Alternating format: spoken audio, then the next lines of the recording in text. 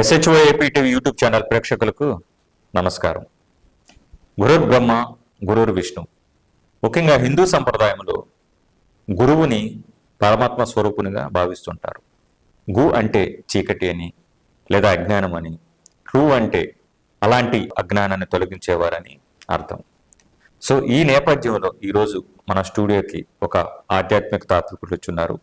వారు మరెవరో కాదు, సత్యపీఠం వ్యవస్థాపకులు శ్రీ మద్దసాని లెనిన్ రెడ్డి గారు. ముందుగా వారిని స్వాగతిద్దాం. నమస్తే లెనిన్ రెడ్డి గారు. నమస్తే సార్. ముందుగా మీకు SHO AP TV YouTube channel కు స్వాగతం పలుకుతున్నాం సార్. లెనిన్ రెడ్డి, ఈ సాధారణంగా ఈ పేరు వామపక్షవాదానికి హేతువాదానికి కొంచెం దగ్గరగా ఉండే పేరు. మీ నేపథ్యం చూస్తేనేమో ఆధ్యాత్మిక నేపథ్యం లేదా తాత్వికతకు సంబంధించిన విభాగంలో ఉన్నారు. అసలు ఎలా నాకు తెలిసి మీ పూర్వీకులు కావచ్చు లేదా ఏదైనా కమ్యూనిస్టు భావజాలానికి సంబంధించిన నేపథ్యం నేను అనుకుంటున్నాను. సో ఈ రూపాంతరం ఎలా జరిగింది, దీనితో మీ ఇంట్రడక్షన్ తో మనం ఈ కార్యక్రమాన్ని మొదలు పెడతాం సార్. మాది కరాల్పాడు సార్. ఈ రాజకీయ వ్యవస్థలో బాగా అప్పట్లో కమ్యూనిస్టు కాంగ్రెస్ రెండు పార్టీలు బాగా ఉండేవి. మాది వామపక్ష భావజాలంతో కూడుకున్న ఫ్యామిలీ. మా నాన్నగారు సిపిఐ పార్టీలో పనిచేసేవాళ్ళు. ఆ నేపథ్యంలో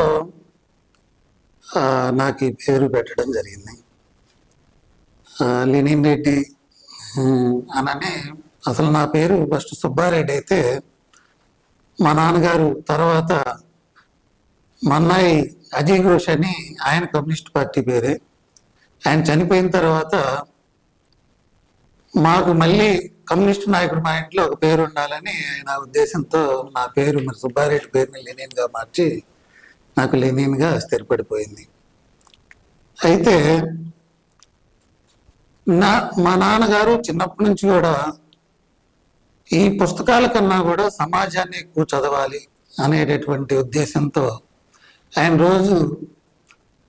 ఆయన బజారుకి వెళ్తా కానీ ఎక్కడన్నా ఏదన్నా మీటింగ్లు జరుగుతున్నా కానీ చదువుతో పాటు నన్ను కూడా చిన్న వయసులో ఆయన వెంట తీసుకెళ్ళి నేను రానా అన్నా కూడా ఏదైనా కొనిపించి, పుస్తకాల్లో కదరా ఎక్కువ నువ్వు నేర్చుకోవాల్సింది బయట చాలా ఉంది, మంచి మంచి పెద్ద పెద్ద వాళ్ళు పరిచయం అవుతారని చెప్పి తీసుకెళ్లేవాళ్ళు. ఆ పార్టీ మహాసభలు అవన్నీ కూడా నాకు పరిచయం చేసేవాళ్ళు. ఆ పరిచయం చేసే భాగంలో నాకు అర్థమైంది ఏంటంటే అసమానతలు ఉన్నాయి సమాజంలో. ఈ అసమానతలు తొలగించడానికి ఈ యొక్క వామపక్ష భావజాలం అనేది పనిచేస్తుంది అనేది నాకు అర్థమైంది. ఇదేనా మార్గం, ఇంకేమైనా మార్గం ఉందా అని చెప్పి ఆలోచించి నా ప్రయాణం అలా కొనసాగి అన్వేషించే కొద్ది అర్థమైంది ఏంటంటే అందులో మానసిక భావజాలాల్లో అసమానతలు అనేది పోవాలి. దానికి మార్గం ఆధ్యాత్మిక మార్గం అనేది కొంతమంది కొన్ని పుస్తకాల ద్వారా అయితేనే, కొంతమంది గురువుల పరిచయం ద్వారా అయితేనే నాకు అర్థమయ్యి నేను ఇంకొక మెట్టు నా వామపక్ష భావజాలాన్ని సాధించుకోవడానికి, అసమానతలు లేని సమాజాన్ని చూడాలంటే ఈ ఆధ్యాత్మిక మార్గం ఉన్నతమైంది అని నేను నమ్మి ఇందులోకి రావడం జరిగింది. అసమానతలు లేని సమాజం ఆధ్యాత్మిక మార్గంతోనే సాధ్యం అంటూ చక్కగా మీరు స్టార్ట్ చేశారు సార్. ఇంకో మాట కూడా చెప్పారు, పుస్తకాలు కాదు సమాజాన్ని చదవమని మీ నాన్నగారు మీతో చెప్పిన నేపథ్యం గురించి కూడా చెప్పారు. సిరివెన్నెల సీతారామ శాస్త్రి గారు కూడా ఒక పాటలో ఒక చిన్న లిరిక్ ఉంటుంది, క్లాస్ రూమ్లో తపస్సు చేయడం వేస్టురా గురు, బయట ఉన్నది ప్రపంచం అంతా చూడరా గురు అని. విద్యార్థులకి ఈ పుస్తకాల పరిమితం కాకుండా సమాజం కూడా బయట ఉంటుంది. ఆ చెప్పిన ఆ లిరిక్స్ కూడా నాకు మీరు చెప్తే గుర్తొచ్చింది సార్. ఇప్పుడు మీరు దాదాపుగా ప్రతి బుధవారం మీ గ్రామంలో సత్సంగాలు నిర్వహిస్తున్నారు, ఆధ్యాత్మిక ప్రవచనాలు చేస్తున్నారు. అసలు ముందుగా సమాజంలో ఈ ధర్మం పట్ల, న్యాయం పట్ల కొన్ని గైడ్లైన్స్ ఆల్రెడీ ఉన్నాయి. ఈ నేపథ్యంలో ఆధ్యాత్మిక గురువు ఎందుకు అవసరం, ఈ ఆధ్యాత్మిక ప్రయాణంలో గురువు యొక్క ఆవశ్యకత ఏమిటి, అదేవిధంగా ఈ ఆధ్యాత్మిక గురువుకు లేదా పీఠాధిపతులు ఎవరైనా కావచ్చు వీళ్ళకు ఉండాల్సిన లక్షణాలు ఏమిటి, అంటే వాళ్ళు ఎలాంటి ప్రవర్తన కలిగి ఉండాలి, ఈ ప్రశ్న కూడా వివరించగలరు సార్. ఈ ప్రపంచంలో ఏది నేర్చుకోవాలన్నా కూడా తెలిసినటువంటి వాడు తెలియనటువంటి వాడికి మార్గాన్ని చూపించేటటువంటి విధానమే గురుతత్వం. అది ఆధ్యాత్మిక కావచ్చు, భౌతిక విద్య కావచ్చు, ఆధ్యాత్మిక విద్య కావచ్చు. ఇలా తాను గుర్తెరిగి తాను తెలుసుకున్నటువంటి దాన్ని నలుగురికి తెలియపరిచేటటువంటి మార్గం, అది ఏ మార్గమైనా కావచ్చు. ముఖ్యంగా మానసిక వ్యవస్థని తను తాను తెలుసుకొని అందులో ఉన్నటువంటి లోపాలు ఏమిటి, మంచి ఏమిటి, చెడేమిటి తను అనుభవపూర్వకంగా అనుభూతిని చెందడాన్ని తన జీవితంలో అప్లై చేసుకొని తను ఏమి దానివల్ల తను సాధించినటువంటి దోహదపడినటువంటి అభివృద్ధి ఏమిటి అనని అనుభవమే, ఆ అనుభూతే ఆధ్యాత్మిక కానీ భౌతికంగా దేనికైనా అదే రోజు. అయితే ముఖ్యంగా ఆధ్యాత్మిక విధానంలో సత్యాన్వేషణ, సత్య జిజ్ఞాస అనేటటువంటి ఉన్నటువంటి వాళ్ళు ఆధ్యాత్మికకి అర్హులు. నేనెవరు, ఈ సృష్టి ఏమిటి, ఈ సృష్టికి నాకున్న సంబంధం ఏమిటి అనేది ఈ భూమి మీద పుట్టిన ప్రతి జీవికి అది ఆవశ్యకత. అది ఎందుకంటే తను నేను అని చెప్పుకోకుండా ఏ జీవి కూడా తన మనుగడ కోసం చేసేటటువంటి ప్రయత్నమే ప్రతి జీవి. మనుగడ కోసం తన ఉనికి కోసం పడే తాపత్రయమే ప్రతి జీవి యొక్క సిద్ధాంతం. ఆ యొక్క విధానంలో ఆ మనుగడ కోసం చేసేటటువంటి ప్రయత్నంలో నేనెవరని అనే ముఖ్యంగా సంఘజీవి, మేధస్సు కలిగినటువంటి మానవుడికి అది అవసరం. ఆ ఆవశ్యకతను గుర్తించినటువంటి వాడు ఆధ్యాత్మిక వేత్త, దాన్ని అనుభూతి చెందినటువంటి వాడు గురువు. సత్యాన్వేషణ, సత్య జిజ్ఞాస ఉన్నవాళ్ళే ఆధ్యాత్మిక గురువుగా అర్హులన్నారు. మరో విషయం కూడా చక్కగా చెప్పారు. ప్రతి సంఘజీవి నేనెవరిని అని ఆలోచించుకోగలగాలనే మాట కూడా బాగా చెప్పారు సార్. ఇప్పుడు మనకు తగిన విధంగా మనం ఎలాంటి గురువుని ఎంపిక చేసుకోవాలి, అదొక ప్రశ్న సార్. ఇందులోనే మరొక ప్రశ్న, ఒక వ్యక్తి ఒకరికి మించిన ఎక్కువ మంది ఆధ్యాత్మిక గురువులను కలిగి ఉండవచ్చు. ఎందుకంటే ఇక్కడ డిఫరెంట్ భావజాలాలు ఉంటాయి. ఒక్కొక్క గురువుది ఒక్కొక్క స్కూల్ ఆఫ్ థాట్ ఉంటుంది. ఇలాంటి నేపథ్యంలో ఈ భక్తులు లేదా సంఘజీవులు కన్ఫ్యూజ్ అయ్యే అవకాశం ఉందంటారు ఒకరికి మించిన గురువులు ఉంటే. సత్యం, ధర్మం, ఆ జిజ్ఞాస ఉన్నటువంటి వాళ్ళు ఎవరైనా సరే అది ఎక్కడున్నా తను వెతుక్కుంటా తనకే తాను అది ప్రయాణం చేసిద్ది. నువ్వు ఆపలేవు, నువ్వు పట్టుకోలేవు, నువ్వు నియంత్రించలేవు.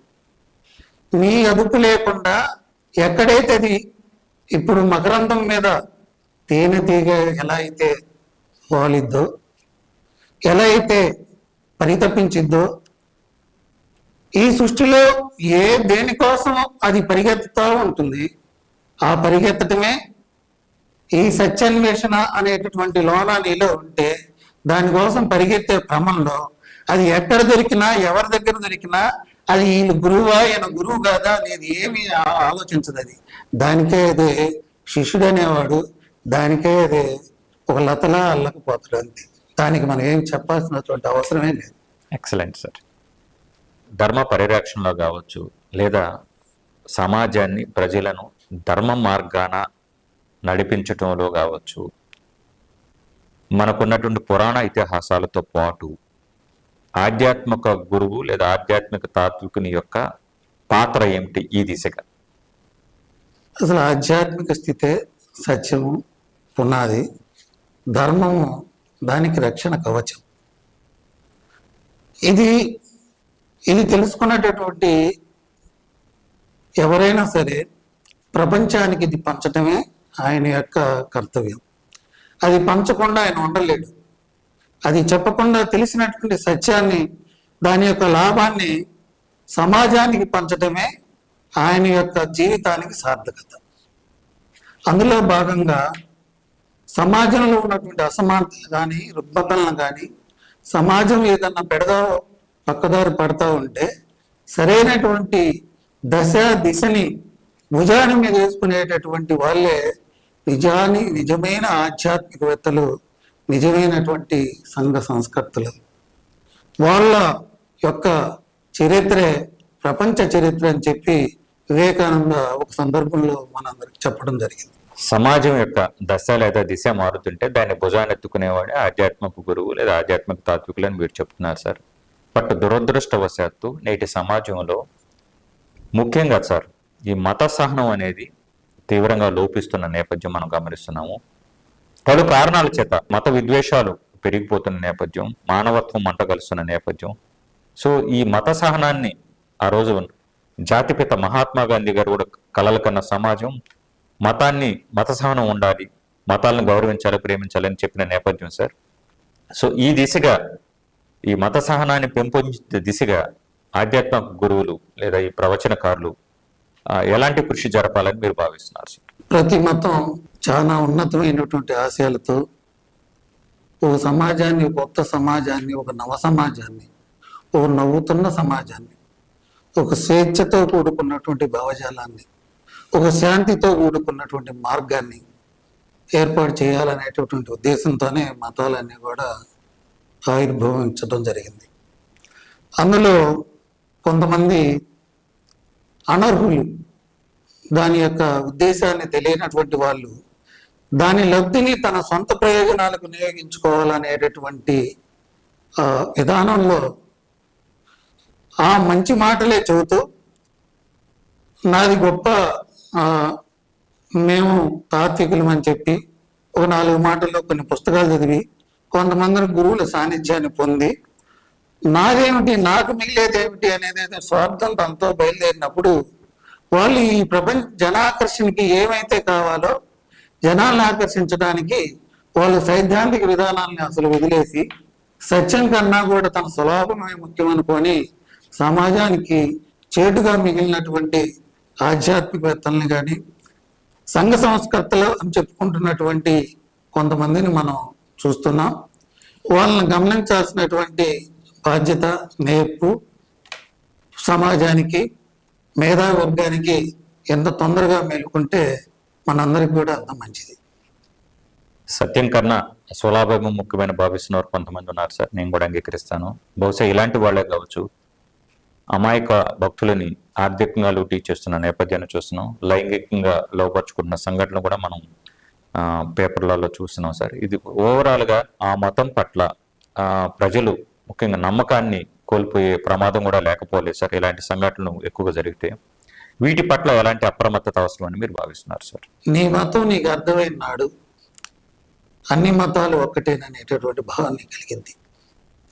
ఎవరైతే అన్ని మతాలని దూషిస్తా ద్వేషిస్తా ఉన్నాడో వాస్తవానికి నీ మతం గురించి కూడా నీకు సరిగ్గా అర్థం కావాలంటే లెక్క అని మా గురువు గారు చెప్పారు. నీ మతం ఏం నేర్పింది? సత్యము, ధర్మము, ప్రేమ, దయ, కరుణ, అహింస ఇలాంటివి సమాజానికి శ్రేయస్కరమైనటువంటి ఎన్నో, ఇప్పుడు మన భౌతికంగా వజ్రవైడూర్యాలు ఎలాగా మనం అనుకుంటామో మానసిక వ్యవస్థకి వజ్రవైడూర్యాలు ఇవన్నీ కూడా మానవ పురోగ అభివృద్ధికి ఇవి చాలా ముఖ్యం. ఇవి బోధించినటువంటి అన్ని మతాలు కూడా ఇవే బోధించాయి. ఈ బోధనలో జీవించాయి. ఇలా ప్రపంచాన్ని నడిపించడానికి ప్రయత్నం చేశాయి. ఆ ప్రయత్నంలో విఫలమైనటువంటి ఏ మతం ఉన్నా కూడా దాన్ని సరిచేయడానికి మరొక వ్యక్తి వచ్చి ఇది తప్పండి, ఇది కాదు, ఇంకొక మార్గం ఉందని చెప్పి ఇంకొక కొత్త మతం అయింది. ఇలా ఆ మతంలో ఉన్నటువంటి తప్పుల్ని సరి చేయడానికి ఇంకొక మతం పుట్టి, ఆ మతంలో ఉన్నటువంటి తప్పుల్ని సరి చేయడానికి ఇంకొక మతం పుట్టి, ఏ మతమైనా ఒక్కటే గుర్తుపెట్టుకోవాలండి. మనం మానవ అభివృద్ధి కోసం, మానవ తత్వాన్ని పెంపొందించుకోవడం కోసం చేసే ప్రయత్నమే మతం. తప్పక నా మతం నీ మతం అనేటటువంటి ఏ మతం గొప్పది కాదు. అన్ని మతాలు గొప్పయేనని చెప్పడమే మతం యొక్క ఔన్నత్యాన్ని చాటుతుందని మనం అందరం గుర్తుపెట్టుకోవాలి. ప్రతి మనిషి మానవ అభివృద్ధి కోసం, మానవుడి యొక్క ఉన్నతి కోసం చేసే ప్రతి ప్రయత్నం మతమే. ఎన్ని మతాలు వచ్చినా ఇబ్బంది లేదని చెప్పి వివేకానంద స్వామి ఒక సందర్భంలో మనం చెబితే వినటం జరిగింది. Very nice sir. ఇప్పుడు నేటి డిజిటల్ యుగంలో సార్ గురువులు కేవలం ఆధ్యాత్మిక ప్రవచనాలకు మాత్రమే పరిమితం అవ్వాలా, లేదంటే జీవన నైపుణ్యాలు కావచ్చు, మానసిక వ్యక్తిత్వ వికాసానికి ఆ దిశగా కూడా కృషి చేయాల్సిన ఆవశ్యకత ఏమైనా ఉందని మీరు భావిస్తున్నారా సార్? అసలు గురువు అంటే తన జీవితాన్ని సరిగ్గా నడవటం, తన ధర్మాన్ని సరిగ్గా నెరవేర్చడం, ఈ సమాజంలోని జీవిస్తున్నటువంటి ప్రతి పాత్రని సవ్యంగా, ధర్మబద్ధంగా, ఆనందంగా, హాయిగా, నీవు ఒకరిని బాధ పెట్టకుండా, నీవు బాధపడకుండా జీవించటమే అసలు గురువుకి అసలు అర్హత. తర్వాత ఈ సమాజంలో ఏమి లోటు ఉంది, ఈ సమాజం కూడా నా కుటుంబంలో భాగమే, ఈ సమాజం కనుక పాడైపోతే నా కుటుంబం కూడా ఆనందంగా ఉండలేదు. అందుకని తన నుంచి తన కుటుంబం, తన కుటుంబం నుంచి తన గ్రామం, తన గ్రామం నుంచి తన ఇంకా ఎక్కువగా ఎంత విస్తరించే కొద్దీ అది తను ఒక వ్యక్తిగా నుండి వ్యవస్థగా మారి, వ్యవస్థ నుండి విశ్వజనితమైనటువంటి భావజాలంలో కలిసిపోయేటటువంటి స్థితే ఆధ్యాత్మిక అభివృద్ధికి, ఆధ్యాత్మిక ఉన్నత దశకి, బంధ విముక్తికి, మోక్షానికి మార్గం. మీరు మీ కరాలపాడు గ్రామంలో సత్యపీఠాన్ని స్థాపించారు సార్. ఆధ్యాత్మిక గురువుకి, పీఠాధిపతికి వీళ్ళ కర్తవ్యాలు ఒకటేనా, లేదా వీళ్ళ లక్ష్యాలు వేరా? ఒక్కొక్క ప్రశ్నకి ఎన్నో రకాలైనటువంటి సమాధానాలు ఉంటాయేమో. అయితే పీఠం అంటే ఏమిటంటే ఒక వ్యవస్థకి పీఠం అని, ఆశ్రమం అని, ఇలా రకరకాలుగా వ్యవస్థ నడిపించడానికి ఒక వ్యక్తిలో ఉన్నటువంటి భావజాలం అది సమాజానికి దోహదపడేదైతే, ఈ వ్యక్తి నుండి వ్యవస్థగా మనం ఎలా మారాలి అని అనేటటువంటి ఆలోచించేటటువంటి దశలో మన అనేక రకమైనటువంటి పేర్లు పెట్టుకుంటాం. ఆ పేర్లలో తేడానే ఏముంటాయో నేనైతే చెప్పలేను, కానీ నాకు తెలిసినటువంటి అర్థం ఏమిటంటే సమాజ శ్రేయస్సు కోసం ఏర్పాటు చేసేటటువంటి ప్రతిదీ వాళ్ళ ఇల్లు లాంటిది.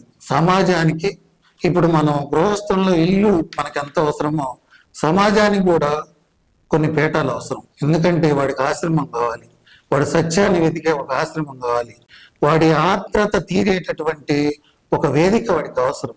అలాంటి వేదికల కోసం మనలాంటి వాళ్ళు ప్రయత్నం చేయాలి. ఇంకా ఎన్నో అవసరాలు ఉన్నాయి, ఎందుకంటే అవసరాలు ఇప్పుడు మనకు కనపడుతున్నాయి. కాబట్టి వాటి పీఠాలు కానీ, ఆశ్రమాలు కానీ, మఠాలు కానీ సమాజ అభివృద్ధి కోసం, సమాజ అసమానతలు తొలగించడం కోసం ప్రయత్నం చేయాలి, ఇంకా పెరగాలనేది నా యొక్క తపన, ఉద్దేశం. Very nice sir. ఇక్కడ లాజిక్ల కంటే మ్యాజిక్లు ఎక్కువ నమ్ముతారు, అందుకే మన దేశంలో సైంటిస్టుల కన్నా బాబాలు ఎక్కువ ఉన్నారని చెప్పి ఒక చిత్రంలో ఒక సన్నివేశం, అంటే వాస్తవికతను ప్రతిబింబించేలాగా ఆయన ఆ దర్శకుడు రాసుకున్నటువంటి ఒక డైలాగ్. ఈ భక్తి ముసుగులో లేదా భక్తి చాటున మూఢ విశ్వాసాలను, మూఢ నమ్మకాలను కూడా ప్రోత్సహించడం జరుగుతుంది. అక్కడెక్కడ మనం చూస్తున్నాం, ఈవెన్ ఈనాటి సమాజంలో కూడా. దీని పట్ల లేదా దీన్ని అధిగమించేలా ఎలాంటి కృషి అవసరం అని మీరు భావిస్తున్నారు సార్? వ్యక్తికి ఏదైనా ఇబ్బంది వచ్చినప్పుడు మనం చాలా మంది మేమేమి నమ్మమండి, మూఢత్వాన్ని నమ్మము అనేటటువంటి వాళ్ళకు కూడా ఏదన్నా జబ్బులు వచ్చినా, తగ్గకపోయినా, ఏదైనా ఇబ్బందులు వచ్చినప్పుడు ఏమైందంటే ఈ సృష్టిలో నాకు ఏదో ఒకటి ఆసరా దొరకకపోద్దా, నేను చెప్పుకున్నటువంటి బాధ ఏదో ఒకటి వినకపోద్దా, నాకేమి ఆసరా దొరకట్లా, నాకు ఉదాహరణకు ఒక వ్యక్తికి ఒక జబ్బు ఉంది అనుకోండి, అది తగ్గట్లా పాపం, ఆయన అనేక రకాల ప్రయత్నాలు చేసింది, విఫలమైనప్పుడు ఆసరా ఏమిటంటే దైవం. అప్పుడే దైవం, అప్పుడు నాకేదో ఒక దైవం అడ్డు రాకుండా పోద్దా, నేను ఈ బాధ నుంచి బయటపడలేకపోతానా అనే పరిస్థితుల్లో స్వార్థపరులు కొంతమంది, మీరు ఇదిగో ఈ నెత్తి మీద ఇది పెట్టుకోండి, మెల్లో ఇది వేసుకోండి, ఉంగరాలు ఇది పెట్టుకోండి అని చెప్పటం, వాళ్ళు కూడా ఏదో ఒకట్లే ముందర అసలు మనం బయటపడాలి అనేటటువంటి దాని మీద వాటిల్ని స్వీకరించటం. కానీ కొన్ని చోట్ల అదే వాళ్ళకి ఆ మనోధైర్యాన్ని ఇచ్చి అదొక మందుగా కూడా పనిచేస్తూ ఉంది. కానీ ఏది అయినప్పటికీ అంతిమంగా హేతుబద్ధమైనటువంటి నిలవలేనిది ఏది కూడా ప్రకృతి ఏం చెప్పిందంటే, నీకు ప్రతిదానికి ధర్మం ఉంది, నీ శరీరానికి కూడా ఒక ధర్మం ఉంది, దానికి రోగం అనేటటువంటి ఒక కలగటానికి అవసరం ఉంది. ఎప్పుడైనా ఇది స్థిరమైంది కాదు. కాబట్టి సత్యాన్ని అర్థం చేసుకొని మనసును నిలమనపరుచుకొని ఉన్న కష్టాన్ని తొలగించేటటువంటి ఆ భావ ఉన్నతిని, నీ యొక్క భావదారిద్ర్యాన్ని తొలగించుకొని మీ భావాన్ని బలపరుచుకునేదే నిజమైనటువంటిది. అయినప్పటికీ ఎంతో కొంత వాళ్ళు మీకు ఉపయోగపడినా అంతిమంగా మాత్రం అది మీ యొక్క బలహీనతేనని చెప్పి నా యొక్క అభిప్రాయం. అద్భుతం సార్. అసమానతలు లేని సమాజాన్ని నిర్మించే దిశగా మీరు ఆధ్యాత్మిక మార్గాన్ని ఎంచుకోవడం జరిగింది. ఆ దిశగా సత్యాన్వేషణ కోసం సత్య జిజ్ఞాస కలిగి మీరు ఈ ప్రయాణాన్ని కొనసాగిస్తున్నారు సార్. మీరు చెప్తున్నట్టుగా మనం ఏదైతే బలంగా నమ్ముతున్న మతం ఏదైతే ఉందో అది సమాజ అభివృద్ధికై, సమాజ శ్రేయస్సుకై, సామరస్యాన్ని పెంపొందించేలా ఉండాలని భావిస్తూ సార్ మా ఈ కార్యక్రమానికి విచ్చేసి, ముఖ్యంగా ఈ సందర్భంగా నేను మా రచనా సోదరి చల్లా సత్యవతి గారికి కూడా కృతజ్ఞతలు తెలియజేయాలి. సో వారి ద్వారానే మేము ఇంత చక్కటి కార్యక్రమాన్ని, ఇన్ని మంచి మాటలను మీ ద్వారా వినే అవకాశం వారు కల్పించారు. వారికి కూడా ధన్యవాదాలు తెలియజేస్తూ మా ఈ కార్యక్రమానికి విచ్చేసి సత్యం గురించి, ధర్మం గురించి ఇన్ని చక్కటి మాటలు చెప్పినందుకు మీకు ధన్యవాదాలు సార్.